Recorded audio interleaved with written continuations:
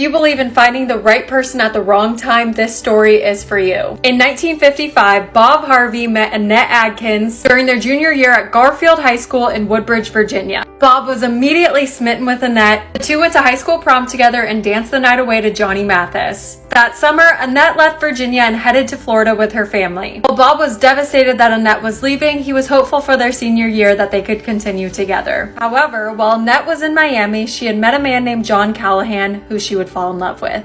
When Annette returned for her senior year, Bob met her at her locker, hoping to pick up where they left off. It was then that Annette had told Bob that she had fallen in love with John and did not wish to continue with Bob. Bob was devastated, but ultimately tried to enjoy the rest of his senior year. In 1959, Bob went on to marry a woman named Diane. And in 1961, Annette went on to marry John Callahan. The two couples went on to have happy and fulfilling marriages, raising children and living their lives. In 2015, Annette's husband, John, passed away. And in 2017, Bob lost his wife, Diane, to cancer. In 2019, Bob was thinking about Annette and decided to Google her. He had found out that Annette had lost her partner 4 years ago. At the same time, Annette had recently developed film from an old camera she had found from her junior prom of high school. Those photos reminded her of Bob and led her to search for him. But it was Bob who would find Annette first. Bob made a donation to the care unit that John Callahan was at during his final days. Then he found a condolence card and sent it to Annette with his number on it. 8 days later, Annette left a message on his phone. They then started talking and made a plan to meet up.